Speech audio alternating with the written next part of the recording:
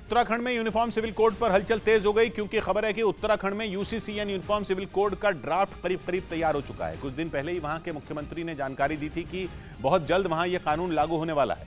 UCC पर इन्हीं तैयारियों के बीच उनकी और प्रधानमंत्री की मुलाकात भी हुई, जिसकी तस्वीरें भी आईं। उत्तराखंड के मुख्यमंत्री पुष्कर सिंह धामी और प्रधानमंत्री की मुलाकात ऐसे समय में हुई जब उत्तराखंड में यूसीसी यानी यूनिफॉर्म सिविल कोड लागू करने की तैयारी हो रही है। पुष्कर सिंह धामी ने जानकारी दी कि ड्राफ्ट मिलते ही उत्तराखंड में यूसीसी पर काम होगा, लेकिन सरकार इसमें कोई जल्दबाजी नहीं करेगी। जल्दबाजी में जो है ऐसा काम भी नहीं होगा कि जो है कि कोई ऊपर का नीचे हो जाए। इससे पहले सूत्रों ने बताया था कि अगस्त में उत्तराखंड में यूसीसी लागू हो सकता है।